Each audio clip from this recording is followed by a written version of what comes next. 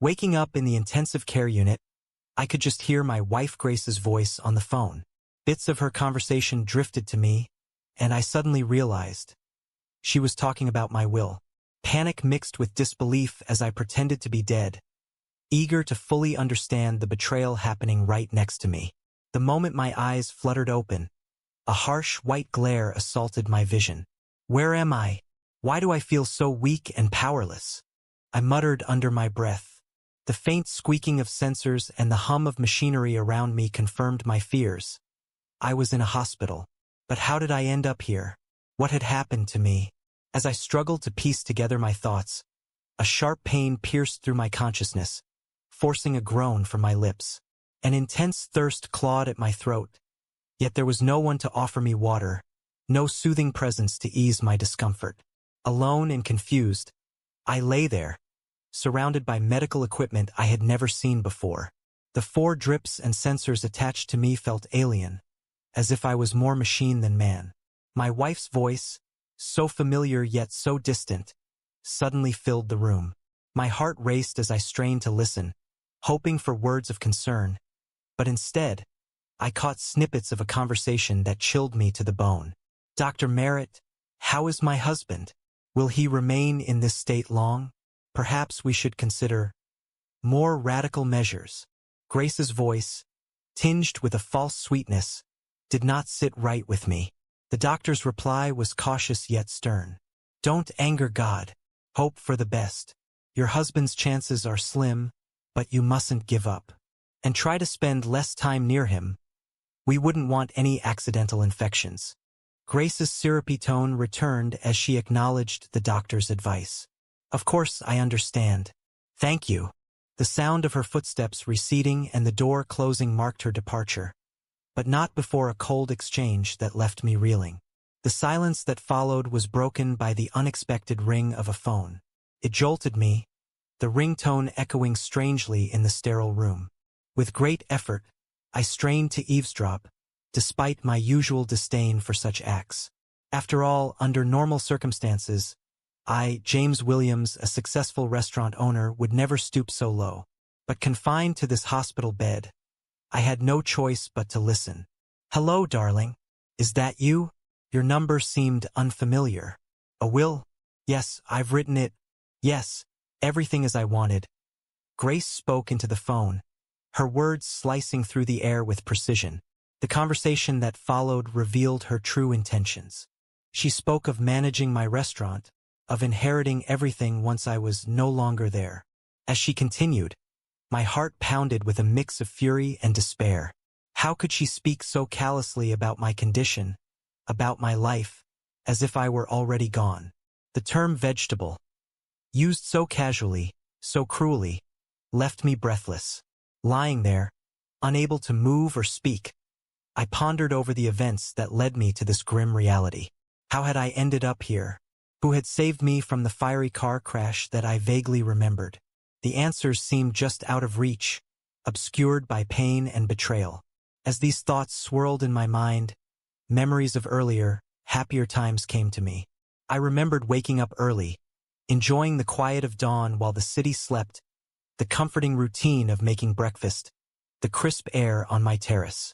Life had been simple, predictable, and fulfilling with my morning routines and my commitment to a healthy lifestyle as a vegetarian, which I never imposed on Grace. Yet here I was, grappling with a harsh new reality. As I lay there, the sound of Grace ending her call with "I love you, goodbye for now," I was left to ponder the depth of her deceit and the fragility of trust.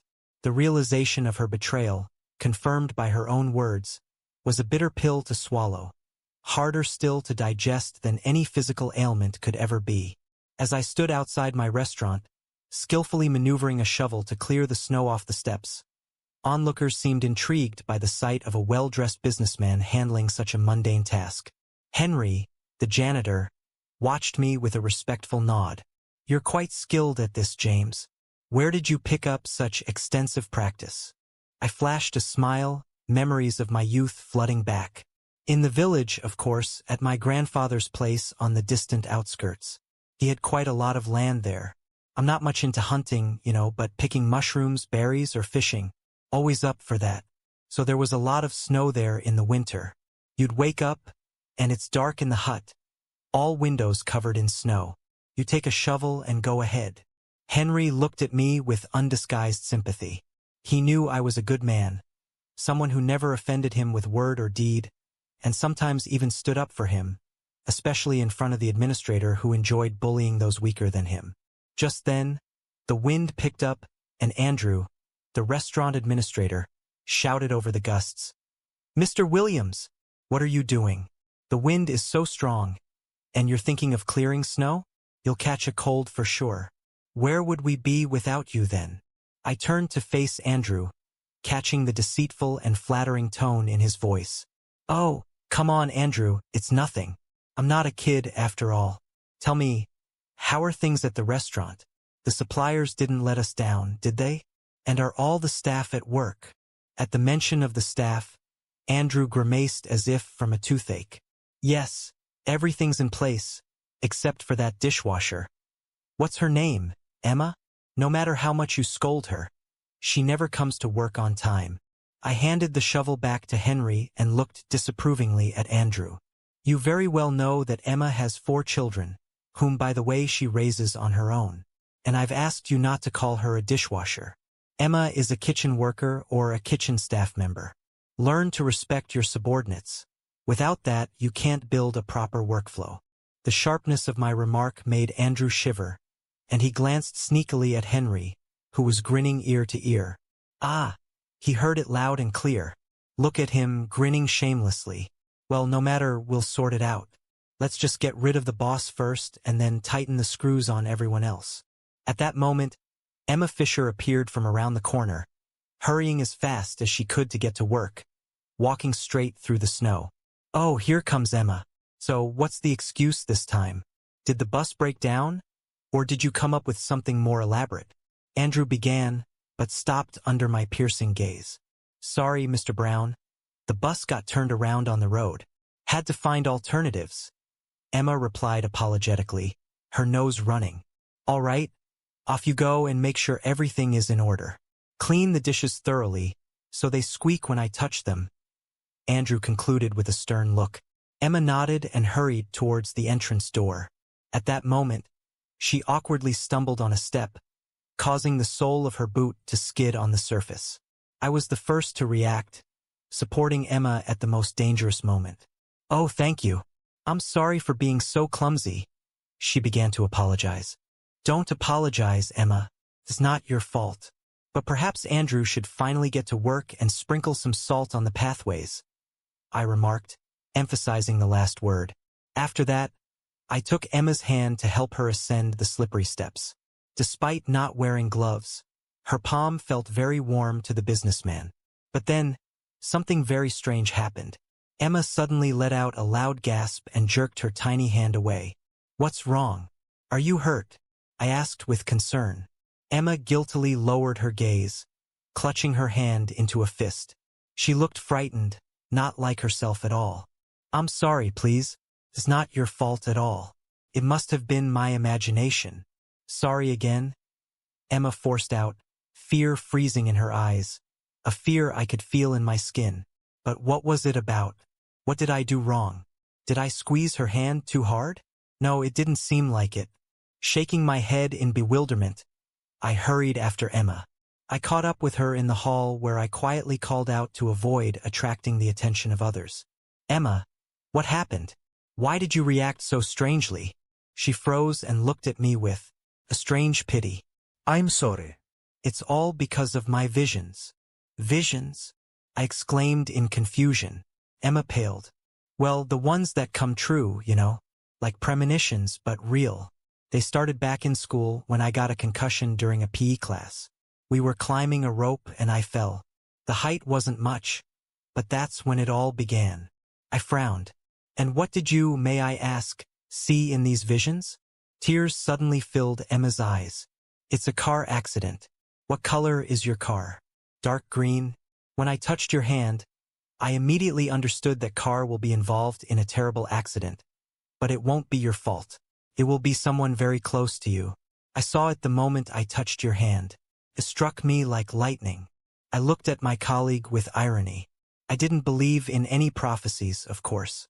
In my understanding, it was sheer nonsense, and all these fortune-tellers and seers were just charlatans. There was that one madam who predicted a long and thorny path to success for me back in my student years. And so what? The path did await, of course, but it required a great deal of hard work, and those predictions had nothing to do with it. Emma looked at her boss with concern. Realizing he didn't believe a word she said. "Excuse me, Mr. Williams, but I heard you refrain from driving for the near future," she said. I just smiled. "Oh, don't worry, Emma. I've been driving for over 10 years and I've had no issues with it. Besides, I never exceed the speed limit, so there's no need for unnecessary concern. An accident is definitely not in my cards." Emma nodded in agreement, looking at me as if I were already doomed. "All right then, get back to work and don't dwell on the negatives. By the way, how are your little ones? If you need anything, don't hesitate to ask. I'll help however I can," I said as I headed to my office. "Thank you, everything's fine, Mr. Williams. I just need your permission for something," Emma cautiously asked.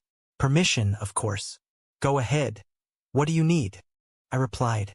The dishwasher hesitated for a moment as if gathering her strength, then said, "I want to ask for your permission to take home the dishes that customers rejected. Just one or two. I'll pay for everything. Can it be deducted from my salary?" I smiled. "Yes, of course. What's the matter? And no payment is necessary. They're going to be disposed of anyway. Besides, it seems both you and the kids will benefit. Take as many as you want." Joyful sparks danced in her eyes. This was real luck. Meanwhile, I went about my usual business, talking on the phone with the restaurant manager, approving menus, and preparing for the inspection, ensuring everything ran smoothly. Yet, from time to time, I remembered Emma's words, which had struck a chord with me. Can you believe it? A kitchen worker with fortune-telling abilities. That's a first for me. But soon, thoughts of a possible road accident faded away, making room for meetings with new suppliers, tasting new dishes, and discussing current restaurant matters with the administrator, maintaining an atmosphere of trust and cooperation. I gently resolved disputes, using the stick far less often than the carrot. Time passed unnoticed, crossing the 3-hour mark. The fury of the storm still raged, but its morning impact had diminished. The city's utilities surprisingly quickly took control of the situation and cleared most of the vital roads. Although there was still an hour and a half left in the workday, I decided to leave early today.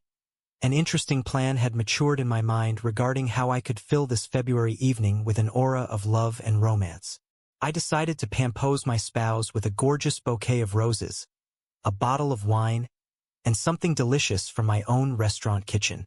While the last two items didn't take him much time, searching for flowers in the snow-covered city turned into a real quest. To my immense dismay, most of the flower pavilions were closed. Most likely, the owners of the stalls had decided that there would be hardly anyone interested in buying flowers on such a day.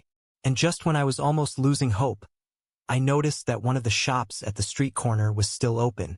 With a joyous heart, I parked my car by the roadside and stepped inside. The pavilion smelled pleasantly of roses, tulips, and freshly imported. After all, it was the end of February, which meant Women's Day was just around the corner, leaving barely 2 weeks for preparations.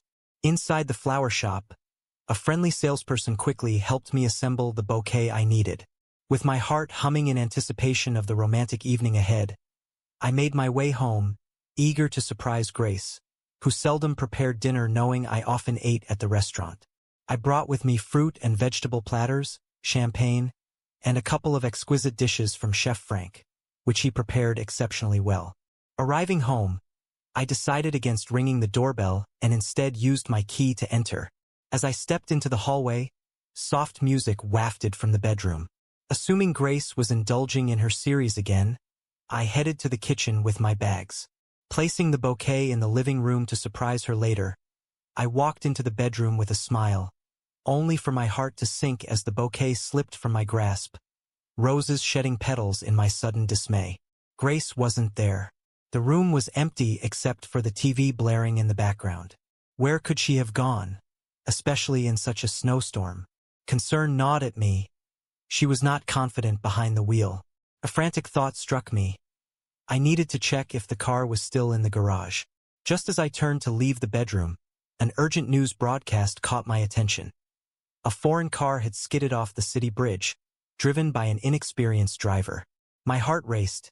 Could it be Grace? I had even transferred money to her card earlier for a new dress.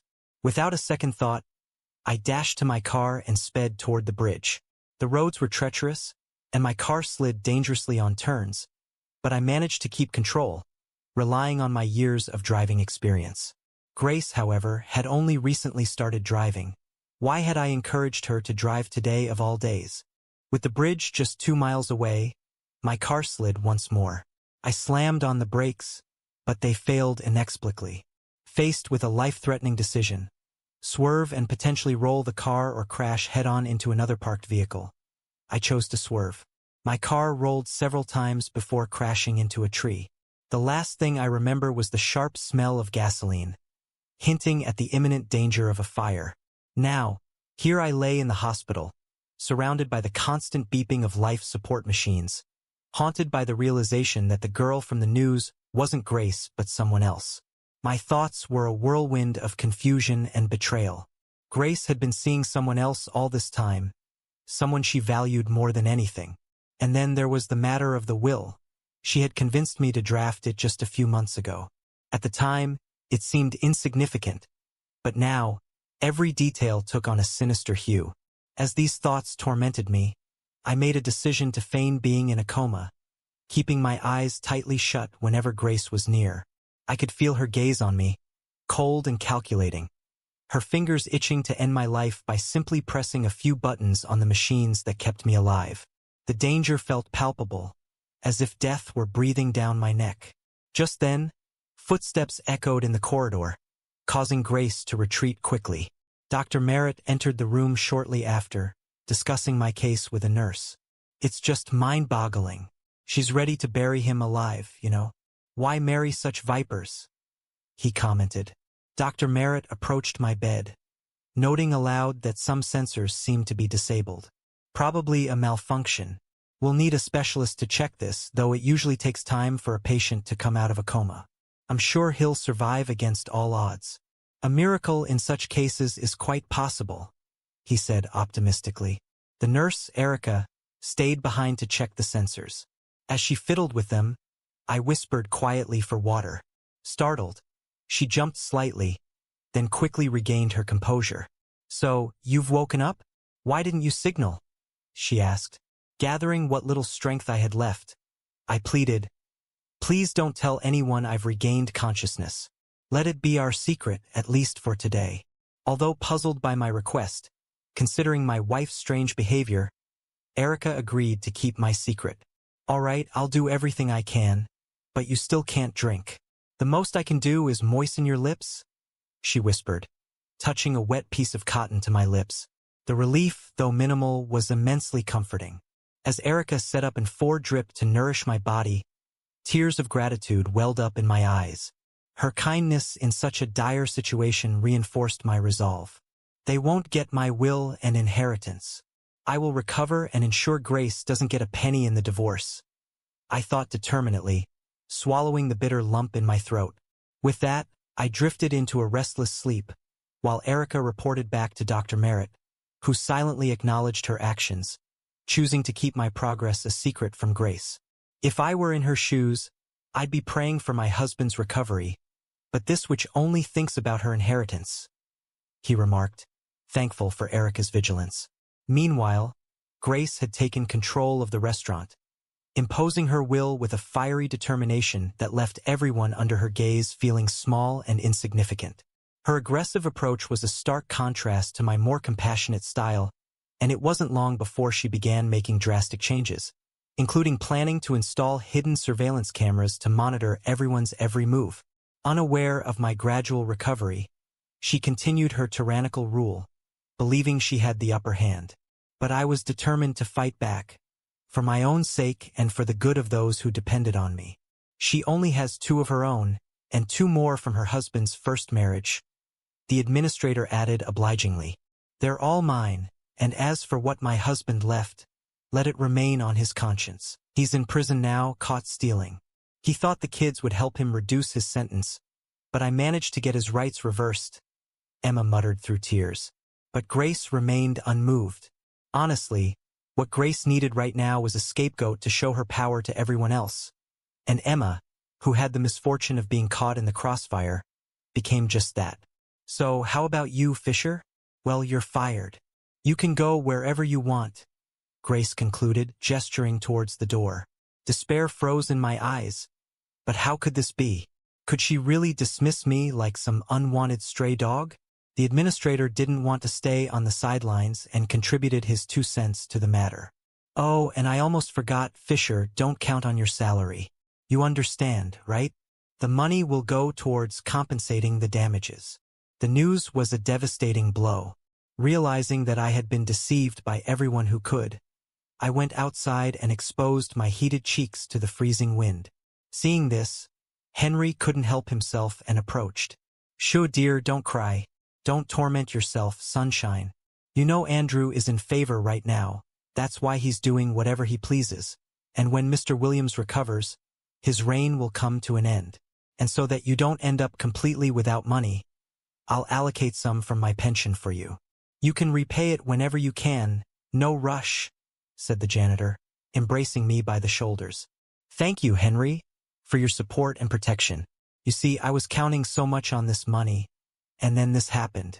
We're struggling with the kids in a rented apartment, and the landlady keeps raising the rent, saying, 'You receive child benefits so you won't become poor?' I replied, choking back tears. The elderly man shook his head, feeling sorry for me, to say the least. Such a good colleague, calm, diligent, never speaks ill of anyone. I wash dishes up to my elbows in hot water, and that's it. And this Andrew, the administrator, is a first-rate troublemaker." Henry remembered him from his work at the high school, where he had been a craft teacher for over 40 years. So this Andrew, when he was a student, behaved extremely insolently, humiliating those who were poorer than him or physically weaker. Henry once tried to shame Andrew, but it was all in vain, and then one dark night, the workshops for practicing crafts caught fire. Many blamed Henry then, saying he didn't put out his cigarette properly, but he had never smoked in his life and always observed fire safety precautions. The mystery was unraveled with Andrew, who in fact had committed arson with a group of teenage friends. Henry couldn't prove anything at the time and was subsequently fired from the school with the corresponding note in his employment record. Overall, the dismissal didn't bother the crafts teacher too much, as he was formerly retired by then and had no bread left on his plate for sure. After 17 years had passed since the incident, by the twist of fate, Andrew and the elderly janitor crossed paths again, though in quite different capacities. Now, of course, Andrew pretended not to recognize his former teacher, but Henry Brooks was no fool and had seen far too much in life to take Andrew at his word. However, James appealed to him, honest, kind, fair, just the kind of leader he should be. Clutching the money given by Henry, I slowly made my way towards the bus stop to catch my needed bus on time. Memories of the recent snowstorm loomed on both sides of the road, with dirty gray mounds of snow that had fallen several weeks ago. Lost in my somber thoughts, I trudged along the street when suddenly I heard a muffled murmuring. It turned out that I hadn't managed to distance myself from the restaurant by a decent margin, and thus I quickly turned around, thinking Henry was following me to say something, but there was no one behind me. A fairly brisk frost lingered, nipping at my nose and rosy cheeks. The mysterious sound repeated, and I realized it was coming from the nearest snowdrift. Understanding that someone clearly needed help, I cautiously approached and froze in shock. There lay a man with a bloody head, groaning softly and unconscious on the dirty gray snow. My first thought was that the stranger had simply had too much to drink and had fallen, hitting his head, but when I leaned over the young man, I immediately realized he was as sober as a judge. Without a second thought, I lifted the unfortunate man under his armpits and tried to get him on his feet. He was gradually regaining consciousness, indicating that the initial shock from the injury was wearing off. Damn! How could this happen? Bastards! Don't touch Jack! The man muttered deliriously. Meanwhile, I stooped under the weight of the stranger's body, led him to Henry's shed, thinking that the injured man was simply delirious. I tried to ignore his muttering and persevered towards our destination. The man I had rescued was definitely a vagabond and could have frozen to death on the streets in such bitter cold. Seeing my flushed face, Henry understood everything without words. Taking the man from the other side, he, with my help, quickly laid him on the cot which had once been a folding sofa. "Well, that's better now. Let's treat the wound on his head. He'll probably recover soon," Henry sighed in relief, taking out bandages, cotton, and antiseptic from the first aid kit. "Can you manage? Shouldn't we call an ambulance?" I asked anxiously, but the janitor just shook his head. "No, dear, there's no need. Why distract people from more important work? I wanted to be a doctor in my youth, but I failed the entrance exams, then spent a year and a half in medical school, decided to become a nurse, but even there, luck wasn't on my side, so I had to become a laborer. But I know how to provide first aid, so don't worry. The lad is tough, street smart. He'll pull through, no doubt." My face immediately lit up with a sweet smile as the wounded man opened his eyes and began to turn his head from side to side, trying to understand where he found himself. "Easy there, buddy, easy. Sudden movements aren't recommended for you right now. Just lie down and regain your senses. Do you at least remember your name?" Henry cautiously asked. The guy forced a smile. "Of course I do. Connor, that's my name. Sawyer, the last name. Got beaten up because of a dog. These rich kids wanted some fun with a victim, and they chose the dog, Jack. He's a street dog, you know. He settled near the meat pavilion, not afraid of people. So when I saw that villainy, I immediately rushed to help. I took down 2 on the snow, but the third one, the jerk, hit me on the head with something." Henry nodded sympathetically. "Yeah, that kind of thing happens. Don't worry. Stay here as long as you need. I have firewood and a little stove here. You'll be as comfortable as can be." Connor gratefully looked at me, who hadn't passed by and helped him in his difficult moment. Sneaking a glance at my watch, I sighed sadly. "Well, looks like I'll have to take a taxi now. There go my savings. I've already missed the bus." Connor sniffled with a guilty look and turned away to the wall. Then, feeling it was because of him, the vagabond said, "Forgive me for God's sake. I didn't mean for it to turn out this way. I've been having quite the adventures lately. 3 weeks ago, I pulled a rich guy out of a burning car. Maybe you heard about it? It was quite a loud incident." I paled and involuntarily looked at my palm, remembering what happened during the revelation regarding Mr. Williams' future. "We heard, Connor. That was the restaurant owner, well, the one Henry and I used to work for." Henry replied for both of us. "We don't work there anymore, at least I don't." I corrected him immediately. The guy shook his head sadly and winced from the pain. His neck was stiff, and any slightly sharp movement caused a spasm. "Easy, my friend.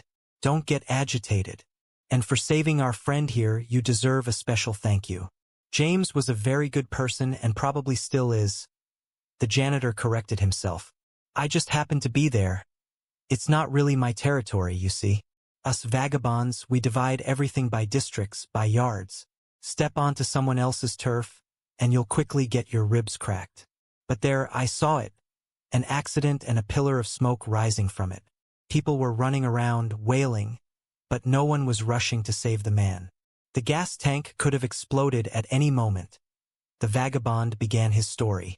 Henry looked at his interlocutor with undisguised respect. Deep down, he had long concluded that Connor was a good man.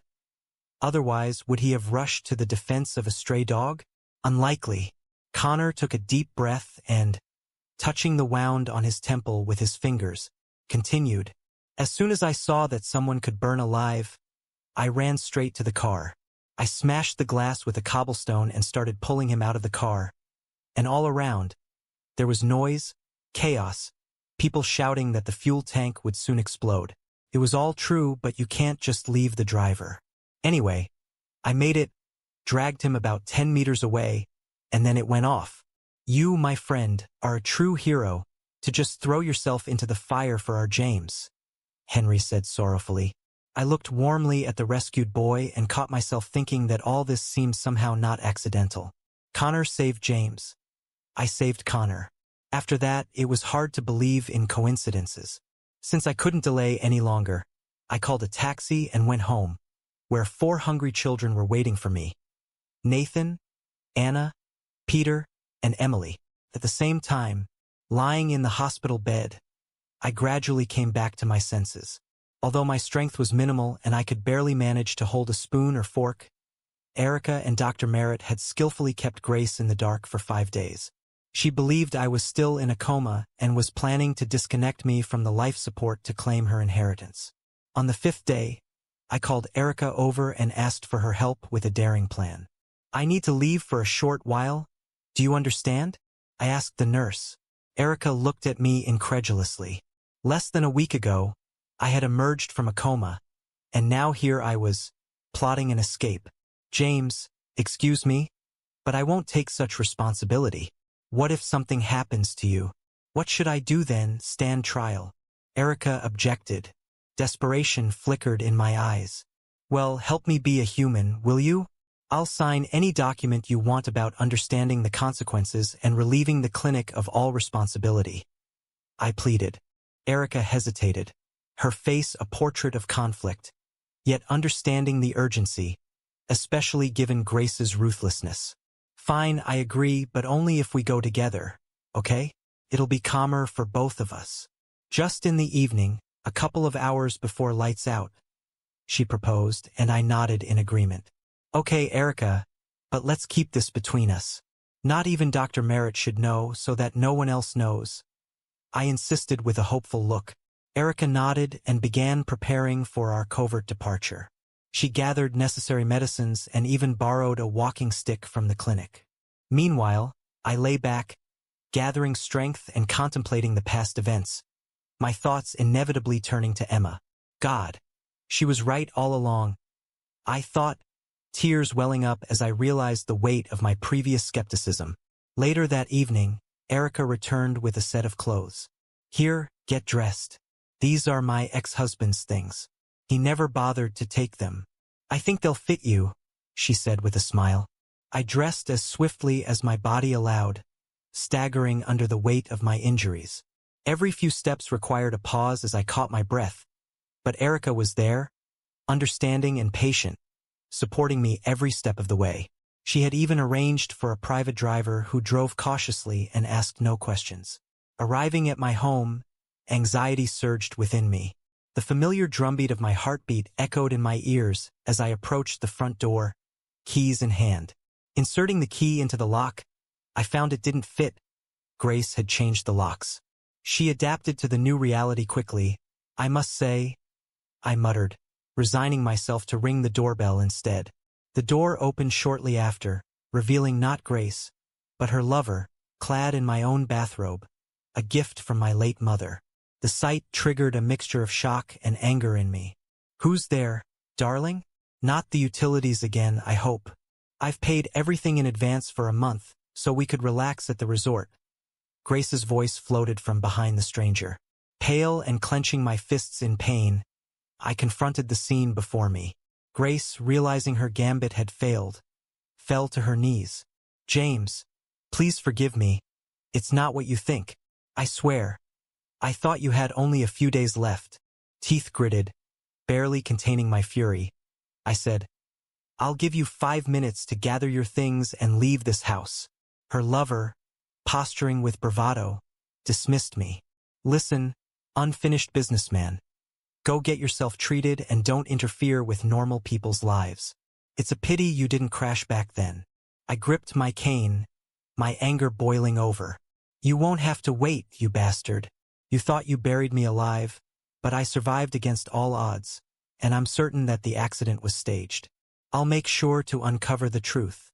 As I declared my intentions, the confidence of Grace's lover faltered, and he retreated into the house to change. The facade of a happy relationship with Grace crumbled as quickly as it had been constructed. I proceeded to sever Grace's access to their shared resources, blocking all her cards and accounts. Years ago, I had elevated Grace from provincial obscurity, shaping her into a semblance of a businesswoman, but no more. After such a betrayal, I was determined to see justice served. I contacted an investigator to reopen the fraud case Grace had allegedly not committed. In a final attempt to salvage her scheme, Grace lunged at me with a vase, but Erica intercepted her swiftly. The arrival of the police sealed their fate. I watched as Grace was handcuffed and led away, a mix of relief and exhaustion overwhelming me.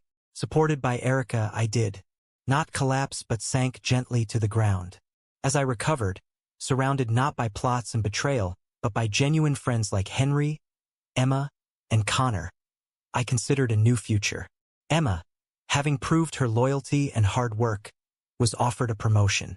I openly expressed my feelings to Erica, eliciting joy and a burst of applause from our small, supportive crowd. Yes, I agree, but please, in the future, stay away from hospitals, Erica responded, her eyes glistening with tears.